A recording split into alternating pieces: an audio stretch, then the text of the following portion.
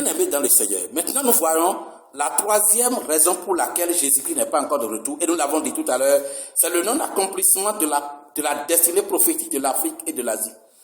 Vous savez, je vais vous lire le texte de Psaume 2. Psaume 2. Psaume 2. Parce que si je ne vous lis pas Psaume 2, vous n'allez pas compris pourquoi Dieu va s'intéresser à des nations sur la terre au plan politique. Psaume 2. Psaume 2, verset 6. À partir du verset 6. Psaume 2, verset 6. Je commence même à partir du verset 1er. Pourquoi les nations s'agitent-elles et les peuples ont-ils de vaines pensées? Les rois de la terre se dressent et les princes se liguent ensemble contre l'Éternel et contre son Messie. Brisons leurs liens et rejetons loin de nous leurs chaînes. Il rit, celui qui siège dans les cieux. Le Seigneur se moque d'eux. Il leur parle dans sa colère et dans sa fureur il les épouvante. C'est moi qui ai sacré mon foi, Sion, ma montagne sainte. Je publierai le décret de l'Éternel. Il m'a dit, tu es mon fils. C'est moi qui t'ai engendré aujourd'hui. Demande-moi et je te donnerai les nations pour héritage et pour possession les extrémités de la terre. Tu les briseras avec un sceptre de fer. Comme le vase d'un potier, tu les mettras en pièces. Ici, la prophétie de l'autorité politique du Christ. Je vous ai dit dans l'un de mes vidéos que Christ nous a donné 3 pouvoirs. Le pouvoir spirituel, le pouvoir financier, le pouvoir politique. Ici, Somme 2 parle du pouvoir politique du Christ.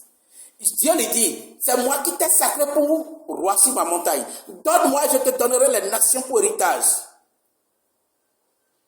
Et jusqu'à leur extrémité sur la terre, tu les briseras avec un sceptre de fer. Les nations se sont organisées autour des démons et des lois démoniaques, des principes d'organisation des démons. Mais Dieu a prévu ceci, bien aimé. Dieu a prévu restaurer l'autorité politique du Christ sur la terre. Et qu'est-ce qui va se passer en ce moment? L'Éternel des armées va diriger la terre par les chrétiens. Aujourd'hui, je ne sais d'où est-ce que l'idée est venue, mais on dit que le chrétien ne doit pas faire la politique. Vous savez pourquoi ils disent que les chrétiens ne doivent pas faire la politique? Ils disent ça à cause de l'évangile que vous prêchez. Ils disent ça à cause de l'évangile du salut, du faux évangile du salut que vous prêchez dans vos églises. Les gens disent que le chrétien ne doit pas faire la politique. Déjà, vous dites que l'argent, c'est pour le diable, que celui qui cherche à s'enrichir ira en enfer. Alors que la politique, c'est question de milliards. Si tu veux gouverner le Bénin, c'est 2000 milliards de budget par an. Voilà que dans votre église, vous dites qu'il faut fuir l'argent parce que le retour de Jésus est proche. Comment est-ce que vous allez encourager vos fidèles à gouverner les nations? Mais c'est dit dans la Bible. Les prophéties sont là, Ésaïe 2. Il dit, demande-moi et je te donnerai les nations pour héritage. Tu es fils. En tant que fils, tu es héritier. Et en tant qu'héritier, les nations t'appartiennent. Au lieu que les premiers apôtres comprennent la prophétie, les prophéties liées au retour de Jésus-Christ, ils se sont organisés comme si le salut se liait à eux seuls. Et ils ont installé 3 mauvaises doctrines de pauvreté. La doctrine du salut, je me dépêche pour rejoindre le Christ. La doctrine du contentement, du minimum vital. Et la doctrine de la paresse. Vous allez voir des chrétiens aller à l'église lundi, mardi, mercredi, jeudi, vendredi, samedi, dimanche. Quand est-ce que tu vas avoir le temps de travailler pour que ta famille vive? Quand est-ce que tu vas avoir le temps d'exécuter les plans de Dieu, de te bénir? Parce que vous avez prêché l'évangile de la paresse. La personne là, on lui a toujours dit que le retour de Jésus est proche. Pourquoi il ne va pas courir tous les jours à l'église? Et on lui dit, à tout moment Jésus peut venir. On ne sait pour quand. Vous exploitez mal la parabole des 10 vierges. Conséquence, vous avez rempli vos églises de paresseux, de médiocres. Conséquence, vous avez rempli vos temples de personnes qui ne servent à rien pour la gloire de Dieu. Si vous descendez dans une église aujourd'hui et vous dites, je veux 50 millions immédiatement, vous allez cotiser pendant 10 ans pour trouver 1 million. Parce que les gens ne travaillent pas. On les a habitués comme Pierre l'avait fait. La Bible dit dans Acte 2, tous les jours, ils étaient ensemble, 3000 personnes. Ils ont vendu leurs maisons, ils ont mis le produit en commun. Les gens continuent ça. Au lieu que les gens comprennent que l'Église est appelée à conquérir les nations et à les diriger pour accomplir le plan de Dieu, non. Ils ont prêché le faux évangile du salut et les chrétiens ont croisé les bras. Tous les jours, ils vont à l'église. Le monde est vanité, tout est vanité. En ce moment, qu'est-ce que Satan a fait? Il a profité pour installer la franc-maçonnerie. Tous les chefs d'État africains, la plupart, sont obligés d'être francs-maçons. Pourquoi? Parce que les richesses des nations doivent être contrôlées par celui qui veut détenir le pouvoir politique. Si tu n'as pas l'argent, tu ne peux pas avoir le pouvoir politique. Au Bénin, pour être président de la République, il faut déposer une caution de 50 millions. Avant, c'était à 250 millions. Et ils ont révisé la loi et c'est amené à 50 millions. Pour être candidat, il faut déposer 50 millions. Et la loi électorale dit, le budget de campagne, ça fait 2 milliards 500 millions. Si tu ne dépenses pas plus que ça, tu ne peux pas prendre le pouvoir. Donc, le pouvoir financier est lié au pouvoir politique. Si aujourd'hui tu ne contrôles pas le pouvoir politique, tu vas avoir quel marché? Le diable a compris ça, il a organisé le monde en franc-maçonnerie, en rose-croix, en organisation satanique qui contrôle le pouvoir politique pour contrôler l'argent. Regardez le monde. Les vrais chrétiens, vous ne les verrez pas aux commandes politiques. Parmi les 100 premiers richards du monde, il n'y a aucun chrétien. Pourquoi? Parce que vous n'avez pas compris que vous avez le statut de fils et que vous avez la vocation d'aller diriger les nations pour accomplir la volonté de Dieu. Dieu l'a dit ici. Il dit, demande-moi, je te donne les extrémités de la terre. Donc Dieu a un pouvoir politique qui est transféré aux chrétiens. Parce que Jésus les a arraché ce pouvoir au diable pendant le séjour des morts. Pendant son combat dans le séjour des morts. Alors, l'une des nations... Parce que je parle des nations parce que dans l'ancien temps biblique, on ne parlait pas de continents. L'une des nations à laquelle Dieu s'est particulièrement intéressé, c'est le cas de l'Afrique. Et si ce qui est dit de l'Afrique ne s'est pas encore accompli, Jésus-Christ ne reviendra pas. Quand on dit Afrique, les gens se perdent parce qu'ils se posent la question, est-ce que Dieu parle de l'Afrique? Oui. Pour savoir si Dieu parle de l'Afrique, il faut lire ce livre. La loi du sang et l'autorité du sang. Tome 1. Révélation de l'autorité de la Pâque. Quand la Sainte Bible révèle l'histoire et l'avenir de l'Afrique. Lisez ça. Lisez ça. Lisez ce livre si vous voulez savoir si l'Afrique existe dans la Bible. Je ne vais pas dire plus parce que achetez ce livre, c'est à 10 000 francs CFA seulement. Lisez ça. Et si vous voulez l'avoir le plus tôt possible, écrivez-moi simplement par WhatsApp au plus 229 97 93 95 84 et je vous dirai dans le pays où vous êtes les organisateurs, les distributeurs et les commerciaux de notre réseau de distribution qui sont proches de vous. Ayez ce livre, lisez ça si vous qui parlez du retour de Jésus là, commencez à lire les révélations. Alors, Dieu a dit dans le texte d'Ésaïe 19 quelque chose que je vais vous lire. Ésaïe 19, verset 19. Je vous lirai Ésaïe 19. Et lis Ésaïe 19. Je vais vous ouvrir seulement un pan.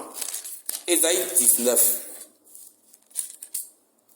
Ésaïe 19. Je vous lis Ésaïe 19, verset 19. En ce jour-là, il parle de quel jour? Nous connaissons maintenant le mystère des 3 jours. Donc habituez-vous au nouveau langage prophétique des Saintes Écritures. En ce jour-là, ici il parle de quel jour? Il parle du 10e jour. La Bible, ce n'est pas de la littérature. Il dit, verset 19, en ce jour-là, il y aura un autel à l'Éternel au milieu du pays d'Égypte. Et près de la frontière, un monument à l'Éternel. Ce sera pour l'Éternel des armées un signe et un témoignage dans le pays d'Égypte. Quand ils crieront à l'Éternel à cause des oppresseurs, et qu'il leur enverra un sauveur et prendra leur parti pour les délivrer. Verset 21. L'Éternel sera connu des Égyptiens et les Égyptiens connaîtront l'Éternel en ce jour-là. Quel jour? 2e jour de vengeance. Ils rendront un culte avec des sacrifices et des offrandes. Ils feront des vœux à l'Éternel et ils les accompliront. Ainsi, l'Éternel frappera les Égyptiens. Il frappera mais guérira. Et ils se convertiront à l'Éternel. Il se laissera fléchir et les guérira. Il parle de quoi ici? De l'Afrique. D'ailleurs, en attendant que vous lisiez ce livre, pour comprendre je vous présente l'histoire de l'Afrique.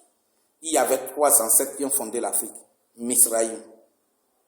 En araméen, c'est Misraïm. Mais en grec, c'est Égypte. C'est l'un des ancêtres. Deuxième ancêtre, Couche. C'est en araméen ce nom. En grec, ça signifie Éthiopie. Put, P-O-U-T-H. Ou P-U-T-H dans certaines versions. Ça signifie, en araméen, ça signifie Libye. Les 3 enfants de Cam qui ont fondé l'Afrique actuelle. Le continent porte le nom Afrique parce qu'il y avait un empereur de Yémen qu'on appelle Ibn Ifriqo Saifi qui avait conquis l'Afrique du Nord et l'a islamisée. Et l'Afrique du Nord s'appelait Ifriqiya pour porter son nom. C'est aujourd'hui tout le continent qui porte le nom Afrique, qui est la version francisée. Donc quand on dit Afrique, ça n'a rien à voir avec ce que nous disons ici. Dans l'ancien temps, ce continent était dirigé par les 3. Et Dieu a dit les Égyptiens, c'est-à-dire les descendants de Misraïm, il a maudit nos 3 ancêtres des 10 principales malédictions que vous découvrirez dans ce livre. Vous les découvrirez, ces malédictions, dans ce livre. Et lors de ma conférence sur le renouveau du panafricanisme que je vais tenir en RDC, en République démocratique du Congo, sur révélation du Seigneur, vous verrez aussi la vérité. Vous aurez aussi la vérité sur l'histoire de l'Afrique. Dieu a dit, en ce jour-là, il y aura un monument à l'Éternel au pays de l'Égypte, et que ça sera un signe et un témoignage. Il parlait du 2e jour. Premier et 2e jour. Le 1er jour, monument à l'Éternel. Jésus-Christ est venu faire sa retraite pour sa sécurité en Égypte. C'est la réconciliation entre le pays de l'idolâtrie par essence et Dieu. Et il dit, j'ai frappé l'Égypte, mais je vais le guérir. Et les Égyptiens connaîtront l'Éternel et ils feront des offrandes, des sacrifices avec des actions de grâce et l'Éternel les agréera. Et ce n'est pas fini. Je vais vous lire. Je vais vous lire le verset 23. En ce jour-là, il y aura une route d'Égypte en Assyrie. Les Assyriens iront en Égypte et les Égyptiens en Assyrie. Et les Égyptiens avec les Assyriens rendront un culte à l'Éternel. Verset 24. En ce jour-là, Israël sera 3e avec l'Égypte 1er et l'Assyrie 2e alors à être une bénédiction sur toute la terre. Vous voyez, Dieu a prévu que l'Afrique actuelle et l'Assyrie, les 2 continents réputés fiefs de l'idolâtrie, parce que fondés tous, vous savez, l'Asie est fondée par un noir, un enfant d'Éthiopie qu'on appelle Nimrod. Tout ça, vous le saurez dans mon livre là. Alors, Dieu dit, Israël sera 3e, puisque les premiers seront les derniers. Il dit, dans le temps prophétique du 2e jour là, Israël sera le 3e, avec l'Égypte et la Syrie, qui feront une bénédiction. Si l'Afrique est dans cet état aujourd'hui, c'est parce qu'il a des dirigeants irresponsables, qui ne connaissent pas l'histoire de l'Afrique dans la Bible, et ils pensent que c'est l'Église chrétienne qui est la cause de l'aliénation de l'Afrique. Parce que nous aussi, nous nous comportons comme des vauriens. Nous nous comportons comme des gens qui ne s'intéressent pas à l'histoire de l'Afrique. Ce n'est pas ce que Dieu a dit. Regardez bien. Il dit, en ce jour-là, les Égyptiens connaîtront l'Éternel et l'Éternel les connaîtra. C'est ça le problème. L'Afrique est aujourd'hui entre les mains des francs-maçons qui tiennent leurs réunions pour contrôler les chefs d'État et continuer à faire souffrir l'Afrique des 10 principales malédictions. Et si vous voulez, puisque nous y sommes, je vais vous dire la vérité. En attendant que vous vous intéressiez maintenant aux révélations, je vais vous lire les 10 principales malédictions. C'est dans mon livre là, c'est dans le livre, mais dans ce document, vous le verrez aussi. Vous le verrez. À la page 5 de ce document de la conférence de la RDC, j'ai précisé les 10 principales malédictions. Première malédiction, malédiction de division interne.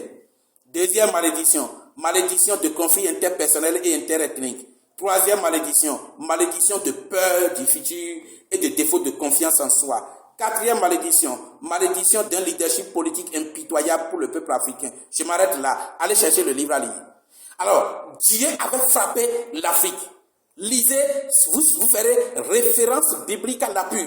Vous découvrirez ces malédictions. Maintenant, Dieu a dit, je vais restaurer l'Afrique dans sa destinée, je vais restaurer l'Asie dans sa destinée. Aujourd'hui, les musulmans ont pris l'Asie en otage et veulent conquérir encore l'Afrique pour en faire leur territoire du djihadisme ou de l'extrémisme religieux. Parce que c'est dit dans Genèse, ils seront un peuple de violence. Tous ceux qui se réclament de la descendance d'Ismaël sont des violents. Mais Dieu a un plan pour toutes les nations. Lisez mon livre, quand ça va paraître, La chute prophétique de l'Union européenne. Ce continent des îles sera brisé et cassé pour que Dieu puisse libérer l'Afrique. Regardez, le 25 décembre 1945, le général de Gaulle a pris un décret qui fixe le franc CFA. Et à partir du franc CFA, on a établi un plan d'exploitation économique de l'Afrique après la conférence de Berlin qui a eu lieu qui s'est soldée par le partage de l'Afrique par les grandes puissances occidentales, les Japhétiens. Dieu a prévu dans la Bible frapper les Européens. Le continent des îles, Dieu va les frapper. C'est dit et j'ai écrit. La chute prophétique de l'Union européenne. Vous ne pouvez pas vous écarter des prophéties, installer des églises partout et prêcher ce qui vous passe par la tête et dire que vous êtes en train de servir la volonté de Dieu. Ce n'est pas possible. Et c'est justement pourquoi Dieu n'est pas encore décidé, il n'a pas encore vu l'opportunité d'envoyer Jésus. La destinée de l'Afrique, quand ils ont créé le franc CFA, franc des colonies françaises d'Afrique, ils ont divisé les colonies d'Afrique, les colonies françaises en Afrique en deux. Les colonies de l'Afrique de l'Ouest et les colonies de l'Afrique centrale. Alors qu'est-ce qu'ils ont fait? Ils ont établi la parité du franc CFA par rapport au franc français et au départ c'était un franc français égal à 50 francs CFA. Et après c'est parti, d'évaluation obligeant un franc français égal à 100 francs CFA. Donc quand quelqu'un prend 100 millions de francs français, il prend 100 fois 100 millions. Pourquoi? Parce qu'avec les riches ressources minières de l'Afrique, si on ne fait pas une telle politique monétaire, on ne viendra pas piller l'Afrique, qui réclamait l'indépendance dans les années 58-60. Nos cadres voulaient être des politiciens, des ministres au col blanc, avec veste, pour diriger leurs États, sans savoir le passif spirituel de l'Afrique. Et conséquence, ils continuent de sombrer l'Afrique dans la misère, jusqu'à créer ce qu'on appelle la Renaissance africaine, qui consiste pour eux à restaurer les fétiches, les couvents, pour dire qu'ils sont en train de restaurer l'Afrique, de développer l'Afrique. Ils sont dans l'ignorance. C'est à l'Église de montrer l'avenir de l'Afrique à travers la Bible. Quand vous dites ça à quelqu'un, il ne comprendra pas parce que c'est de la révélation. Mais vous qui devez chercher la révélation, vous ne cherchez même pas à vous cultiver. Vous ne cherchez pas à lire. Vous ne cherchez pas à découvrir les onctions d'autres serviteurs de Dieu. Et vous bloquez vos peuples dans des sectes, on va dire. Ou si tu n'es pas de telle église, tu ne peux pas aller prêcher là-bas. Ce n'est pas Dieu que vous servez. Alors vous le saurez. Dans la 4e et la 5e cause, vous saurez aussi ce que Dieu a prévu pour l'église. Donc, tant que l'Afrique est encore sous la domination coloniale française, ou sous la néocolonisation française et occidentale, Jésus-Christ ne viendra pas. Dieu ne l'enverra pas. Parce que Dieu a voulu que les Africains crient à les Égyptiens crient à l'Éternel pour qu'il envoie un sauveur pour les défendre. Jésus-Christ. Aujourd'hui, l'Église ne s'intéresse pas à la politique en Afrique. L'Église ne s'occupe d'aucun problème politique de l'Afrique. Préoccupons-nous d'aller au ciel. Préoccupons-nous d'aller au ciel. C'est vous qui avez créé le ciel et aller au ciel vous préoccupe tant. Celui qui a créé le ciel a des problèmes à régler sur la terre. Vous ne l'aidez pas à régler son problème sur la terre et vous courez pour aller là où lui il est là-bas au ciel. Alors qu'il a des problèmes sur la terre pour lesquels il a envoyé Jésus-Christ pour vous donner un statut de commandant en chef de l'univers. Vous ne vous préoccupez pas de la révélation. Il dit l'Égypte sera le premier, Assyrie deuxième et Israël troisième. À être une bénédiction. Et comment ça va s'accomplir? Si aujourd'hui nous sommes dans une telle condition où c'est l'Afrique qui est le continent le plus facilement exploité par l'Europe. Vous avez vu? De 1960 à aujourd'hui, plus de 23 chefs d'État africains ont été assassinés froidement par l'Europe devant 54 chefs d'État africains qui n'osent pas parler. parce que l'une des malédictions s'accomplit contre les chefs d'État. 2011, Kadhafi tué pour avoir donné 300 millions d'euros sur les 400 millions d'euros dont ils ont besoin en Afrique pour créer le satellite africain et ne plus payer 500 millions de francs CFA par jour au satellite européen. On l'a tué. On l'a tué. Parce que Kadhafi engage une lutte dont il ne connaît pas les conséquences spirituelles dans la Bible. Lui, il ne lit que le Coran. Il ne cherche pas à comprendre la Bible. Il engage une lutte pour affronter des malédictions dont le canal d'accomplissement est tracé déjà. On l'a tué. Au sommet du G5 Sahel, à Pau, en France, le président Idriss Déby du Tchad est le premier à dire qu'il prend la responsabilité de délivrer son pays du djihadisme et du terrorisme, financé par la France pour contrôler l'Afrique. Vous avez vu son sort, il a été abattu. La France nous contrôle pourquoi? Parce qu'il y a une malédiction qui permet à la France de nous exploiter. Quand Dieu va se lever pour défendre l'Afrique, la France, l'Europe, tous ces pays-là, qui sont organisés aujourd'hui autour des principes immoraux qu'on appelle civilisation, Dieu va les descendre. Lisez bien mon livre, La chute prophétique de l'Union européenne. L'heure de la révélation a sonné. Alors Dieu dit, tant que l'Afrique est dans cet état, ma prophétie n'est pas encore accomplie. Alors Jésus a dit dans Luc 24, verset 44-45, il faut que s'accomplisse de moi tout ce qui est dit dans les psaumes, les prophètes et la loi. Alors pourquoi vous vous attendez que Jésus vienne? Parce que vous n'avez pas la révélation. Quatrième cause, je m'arrête là d'abord. Quatrième cause pour laquelle Jésus n'est pas encore de retour, c'est le niveau spirituellement comateux de l'Église. Et Genèse 25. Aujourd'hui, l'Église du Christ est à un niveau spirituellement si comateux que si Jésus vient, on se demande qui il aura pour héritier de la nouvelle terre et des nouveaux cieux. Jésus-Christ avait prévu faire de nous des commandants en chef, des héros spirituels sur la terre, des gens qui commandent. Et il nous a donné le Saint-Esprit. Il nous a donné le pouvoir de décider de ce qui va se passer sur la terre. Nous n'en faisons rien. Nous n'en faisons absolument rien. Qu'est-ce que nous en faisons? Religion, culte, convention. C'est ce que nous faisons. Alors, qu'est-ce que Dieu a dit dans la prophétie d'Ésaïe 53? Il aura une descendance. La descendance du Christ va continuer les jours du Christ. Et quand vous serez en train d'écraser les fondements du diable, Dieu va découvrir la beauté de l'Église. Aujourd'hui, l'Église n'est pas dans sa beauté. L'Église est dans une condition de misère spirituelle telle qu'on se demande si c'est pour ça que Jésus a reçu la croix. Mais les gens ne s'en rendent pas compte. Au contraire, ce sont eux qui sont pressés que Jésus vienne. Parce qu'ils ne savent pas que ce n'est pas encore ça. Vous devez prendre le Saint-Esprit. Utilisez le Saint-Esprit pour démanteler les forteresses du diable. Vous ne le faites pas et vous attendez que Jésus vienne pour récolter quelle ressource. Et c'est pourquoi quand vous lisez Apocalypse 21, verset 8, il dit, au jour du jugement là, le premier péché qui va conduire les gens à la lâcheté, et à l'enfer, à la deuxième mort, c'est la lâcheté. Lisez bien Apocalypse 21, verset 8.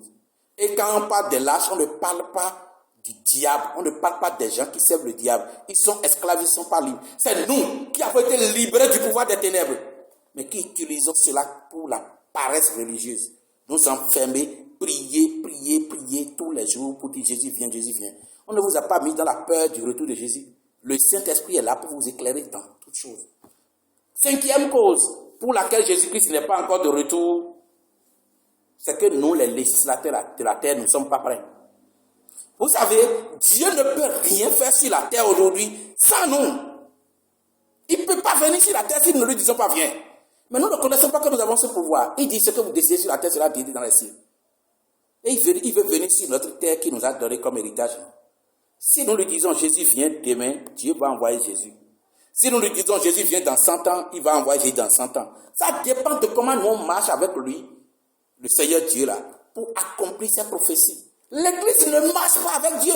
Lisez Amos 3, verset 3. Il dit, 2 hommes peuvent-ils marcher ensemble s'ils n'en avaient pas convenu? Dieu ne peut pas marcher séparément avec vous. Vous ne pouvez pas marcher séparément avec Dieu et dire que Jésus va venir alors que c'est Dieu qui a le dernier mot, la décision pour envoyer Jésus ne vient pas de Jésus, ça vient de Dieu. Alors qu'est-ce que vous attendez? Dieu ne peut pas venir, ne peut pas envoyer Jésus. Mais si vous marchez avec Dieu, si l'église ne marche pas mal, et que l'église marche selon les prophéties pour conduire les nations à l'accomplissement du plan de Dieu, c'est nous qui allons décider de quand Jésus-Christ va venir. Et si nous disons à Dieu, n'envoie pas Jésus encore dans 500 ans, ne l'envoie pas, pour que nous ayons le temps de gouverner les nations, de nous constituer en royaume de sacrificateurs, pour démontrer la beauté du christianisme restauré, Dieu va se taire pour suivre ce que nous faisons. Mais nous ne marchons pas avec lui. Ésaïe 56, il dit, vos pensées ne sont pas mes pensées, vos voix ne sont pas mes voix. Aussi loin est le ciel de la terre, ainsi vos pensées de mes pensées. Nous ne marchons pas dans la pensée des prophéties pour faire la volonté de Dieu. Et nous disons que Jésus vienne. Et il va venir faire quoi sur la terre? Pour récolter quoi? Les chrétiens que nous sommes aujourd'hui, si Dieu libère Satan aujourd'hui pour dire maintenant, détruire la terre, persécute, pour que je puisse voir qui m'appartiennent, selon Zacharie 13, verset 7 et suivant, Dieu va avoir qui? Et c'est là où il dit, vous êtes les législateurs sur la terre. Dieu ne peut pas envoyer Jésus sur la terre pour le jugement sans nous. Comprenez ça. Je parle de révélation maintenant ici. Si vous dites Jésus ne vient pas, il ne viendra pas tout de suite. Si vous dites viens dans 10 ans, Jésus vient. Puisque c'est vous qui avez le dernier mot sur les affaires de la terre. Ce n'est pas Dieu. La terre n'est pas gouvernée par Dieu. C'est gouverné par nous les chrétiens. Nous l'avons abandonné aux démons, aux sorciers, aux féticheurs. Et ils roulent les 4x4, les grosses voitures. Ils ont les comptes bourrés de milliards pour assoiffer, pour affamer l'église. Et vous restez là à réclamer dîmes aux fidèles que vous n'encouragez pas à travailler. Vous les exploitez 24 heures sur 24 heures à l'église. Le peuple de Dieu souffre sans savoir qu'il n'est même pas en train de faire la volonté comme ça. Alors, 5e cause. Vous les législateurs sur la terre, vous n'êtes pas prêts à décider et Dieu ne décidera pas parce que vous ne marchez pas en concert avec le plan de Dieu pour accomplir la volonté de Dieu. Et c'est pourquoi Jésus-Christ ne vient pas. Alors, si c'est le cas, qu'est-ce qu'il faut faire maintenant pour que Dieu puisse découvrir l'opportunité ou non d'envoyer Jésus? Marcher dans la révolution nouvelle que Dieu veut déclencher à l'église. Tout de suite pour la suite. Dans le Seigneur. Maintenant, je vous présente le plan de Dieu pour préparer l'église à être qualifiée ou prête à faire venir Jésus-Christ de Nazareth. J'ai écrit ça dans ce livre. Vous savez, quand je reçois les révélations, j'écris. Regardez ce livre. Des ordures aux gloires. Ils l'ont rencontré et il changea leur vie. Des ordures aux gloires. Je l'ai écrit en 2014. Aujourd'hui, j'ai fait la nouvelle édition et ça va être lancé bientôt. Tous les chrétiens doivent lire ce livre. Vous savez, puisque Dieu a un plan pour les nations de la terre et que Jésus-Christ est venu pour accomplir des prophéties et non pour installer pour permettre aux serviteurs de Dieu que nous sommes d'installer des dénominations, des églises et de les diriger à notre façon sans savoir quels sont les besoins prophétiques de l'église. Dieu a prévu lui aussi. Il savait que ça allait arriver. Et il a prévu la révolution dans le leadership du corps du Christ. Lisons Jérémie 3, verset 15 d'abord. Jérémie 3, verset 15. Lisons d'abord Jérémie 3, verset 15. Jérémie chapitre 3, le verset 15. Jérémie 3. Nous allons lire le livre du prophète Jérémie, le chapitre 3, verset 15. Je vous lis ça ici, Jérémie 3, 15. Je vous donnerai des bergers selon mon cœur, et ils vous feront paître avec intelligence et avec discernement. C'est ça. Dieu a dit, je vous donnerai des bergers selon mon cœur. La présente génération d'adorateurs de Dieu là a été conduite dans l'errance par l'actuelle génération des bergers. Et Dieu a dit dans la prophétie de Jérémie 3.15, il dit, je vous donnerai des bergers selon mon cœur. Je vais voir qui va diriger mon peuple. Et je sélectionnerai les gens qui vont diriger mon peuple. Et ceux-là, ils seront choisis selon mon cœur à moi Dieu. Et il dit, et ils vous paîtront avec intelligence et discernement. Ils vous paieront avec intelligence et discernement. Ça veut dire que les deux qualités des bergers de la nouvelle génération que la révolution du corps du Christ va faire venir là, c'est des bergers qui ont le discernement et l'intelligence des Saintes Écritures. Et non des gens qui ouvrent des églises, colonisent les fidèles, les constituent en une secte, leur prêchent des déformations de l'évangile pour les maintenir dans la peur. Dieu a dit non, ils vous paieront avec intelligence et discernement. Et alors, qu'est-ce qui va se passer pour que ça s'accomplisse? Dieu a prévu créer la révolution. Il a prévu créer la révolution. Et sur ce plan, je vous lirai quelques références ici. 3 formes de révolution. 3 formes de révolution. Première révolution. Vous lirez ça à la page 229 de ce livre. Achetez ce livre, c'est à 5 000 seulement. C'est à 5 000. Bientôt, ce sera disponible partout. Et il dit, 229. J'ai écrit ça et je vais vous lire. Je vous lis la page 229. Première révolution. Le pouvoir politique a changé de main. Dieu a déjà créé la première révolution. Et je vous lis. Celui qui gouverne les cieux, la terre et le séjour des morts aujourd'hui, c'est bien Jésus. Ce n'est pas Dieu, le Père. Ce n'est pas Satan et ses démons. Ce ne sont pas les anges. C'est Jésus qui gouverne le monde invisible et visible. Si vous ne savez pas pourquoi Dieu a ainsi procédé, vous ne saurez pas que c'est vous qui avez la prééminence au ciel, sur la terre et dans le séjour des morts. Très bien. Jésus-Christ est allé conquérir le pouvoir politique et vous a remis ça. Vous avez laissé les nations dirigées par des gens qui font de gros pactes sataniques. Et quand ils viennent au pouvoir, ils exécutent le plan du diable. Affamer les chrétiens. Arrêter les pasteurs et les déposer en prison. Alors que chaque nuit, les sorciers se réunissent sous leur protection. Alors que chaque nuit, les démoniaques se réunissent et ils ne les touchent pas. On va arrêter tel pasteur. Il pollue l'atmosphère. Il fait pollution sonore. On ne vous affame pas des politiques budgétivores. On ne vous affame pas des politiques budgétaires suicidaires. Pour vous dire qu'on vous développe, qu'on est en train de vous apprendre à travailler. Parce qu'on sait que quand vous avez l'argent, vous serez plus facile. Il sera plus facile pour vous de grandir spirituellement. On vous affame. Les filles se livrent à la prostitution, même les chrétiennes, pour avoir de l'argent à manger. Parce que l'argent est contrôlé par le diable à travers le SIPO qui est président là-bas. Et en Afrique, ils ont pris le continent en otage en mettant comme président des loges nationales dans chaque pays les présidents de la République de ce pays. Conséquence, l'Afrique lui-même souffre. Et les chrétiens africains souffrent. Je parle en particulier de l'Afrique. Mais Jésus-Christ a remis le pouvoir politique entre les mains des chrétiens.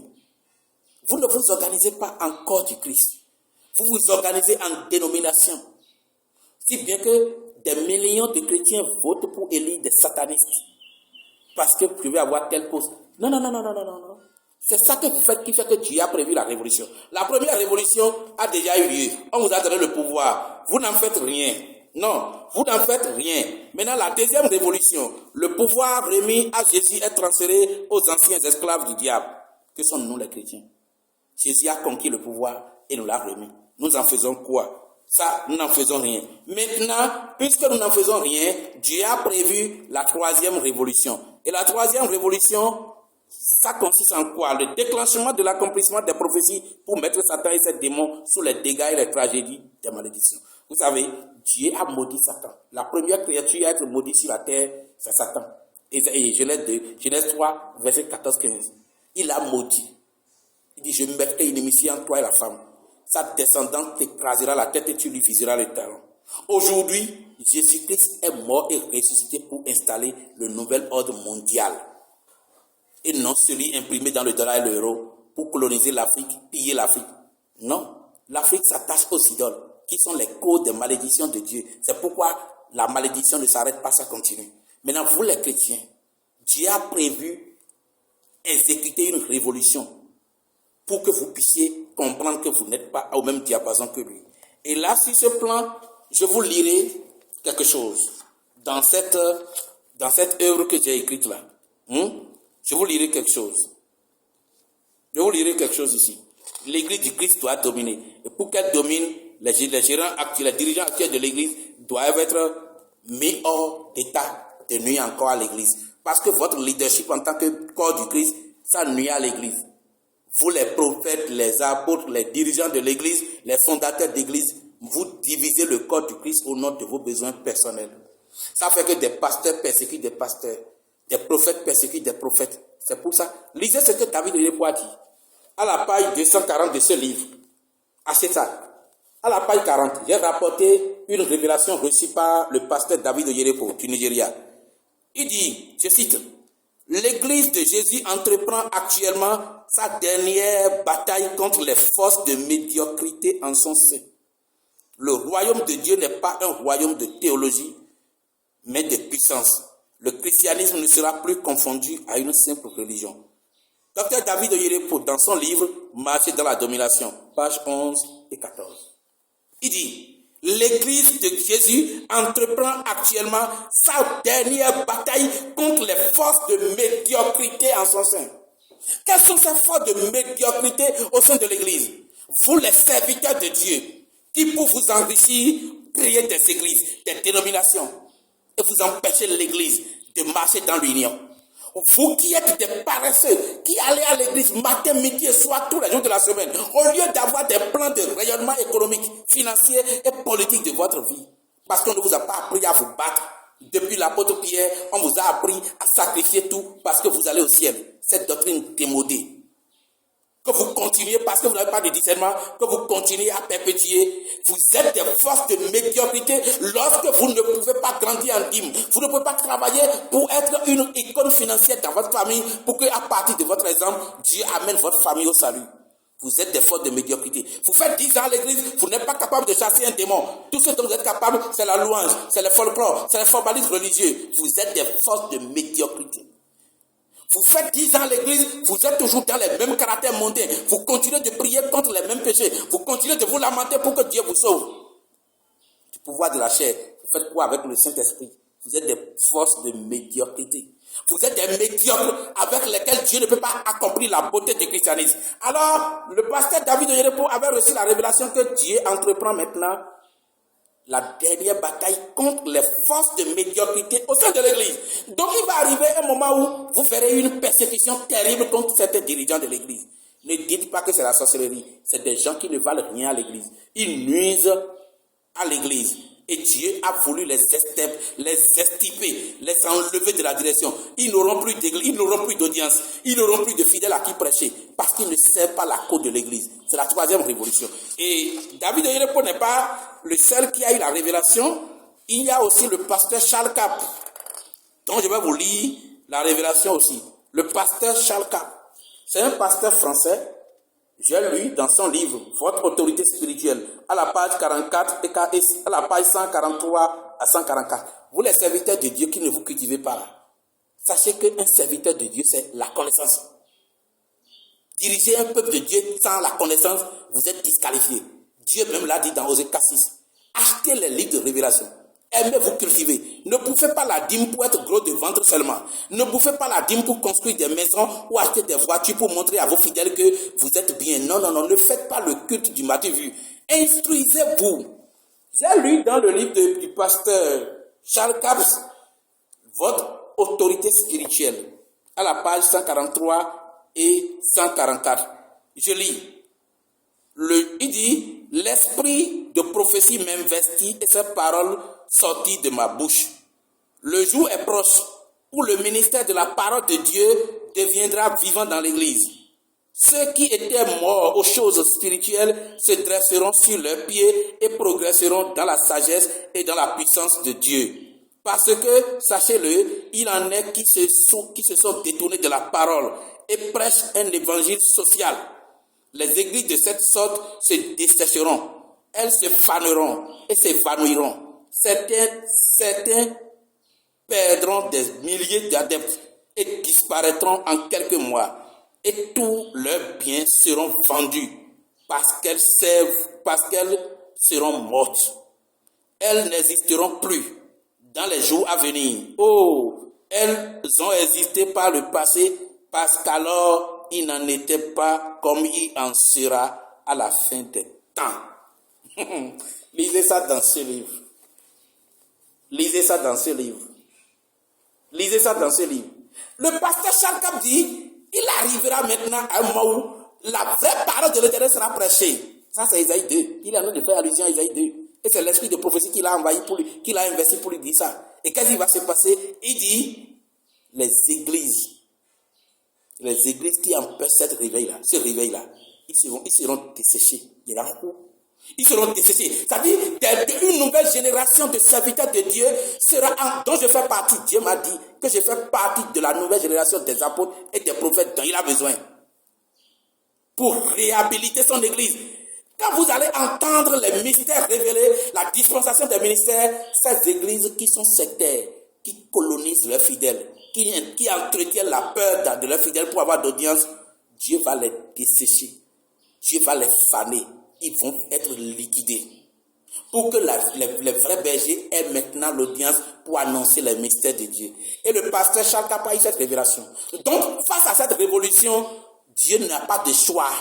Il va accomplir son plan pour que vous, qui ne comprenez pas que servir Dieu en ouvrant une église, c'est se mettre à sa disposition pour accomplir les prophéties, vous saurez que votre évangile social, dont il parle ici, c'est quoi l'évangile social? Elle a besoin d'enfants. Dieu va te donner d'enfants. Dieu va te donner d'enfants. Dieu va te donner d'enfants. Il a donné d'enfants à Sarah. Il a donné d'enfants à telle personne. Il va te bénir. Il veut l'argent. Dieu va te bénir. Ce mois, c'est le mois de ton accomplissement financier. Tu au fil, tu vas avoir. Celui à qui vous dit ça là, celui à qui vous dit ça, est-ce que vous lui avez dit qu'il est venu à l'église pour accomplir le plan de Dieu, non son plan? Jésus a dit, cherchez premièrement le royaume de Dieu et tout cela vous sera donné.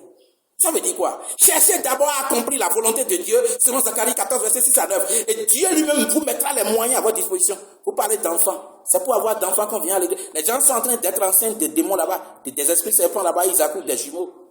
Si tu veux d'enfants aller là-bas, sans te repentir, sans servir Dieu, va dans le monde, va coucher avec les satanistes, ils vont mettre les enfants des démons dans ton ventre. Mais ici, tu accouches des princes et des princesses qui seront des hommes de Dieu puissants, ou moins du Saint-Esprit dans ton ventre. Et c'est pour ça que Dieu t'appelle. Les gens sont là en train de raconter n'importe quoi aux fidèles. On vous prêche ce que vous aimez. Paul a dit, ils auront la démangeaison d'écouter ce qu'ils aiment. Ce que leur oreille aime. Leur oreille irrégénérée aime. Alors Dieu dit, je vais créer maintenant une révolution dans l'église. Et j'aurai les bergers selon mon cœur. Tu t'avertis. L'heure est venue. Tu as été averti maintenant. Continue à coloniser les fidèles de l'église. Continue à manipuler, à brandir la peur du salut à tes fidèles pour les maintenir dans la peur et les faire venir à l'église.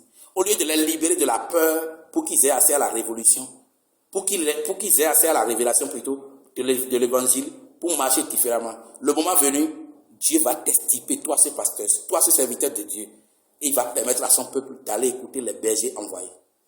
Réveillez-vous, vous qui prêchez mal sur le retour de Jésus-Christ, j'ai fait ma part. Cette deux vidéos, volume 1 et volume 2 que je viens de prêcher, constituent ma mission que j'accomplis depuis le Bénin pour que vous ne soyez pas dans l'ignorance que je vous ai donné l'information de la part de Dieu. Que Dieu vous bénisse. Amen.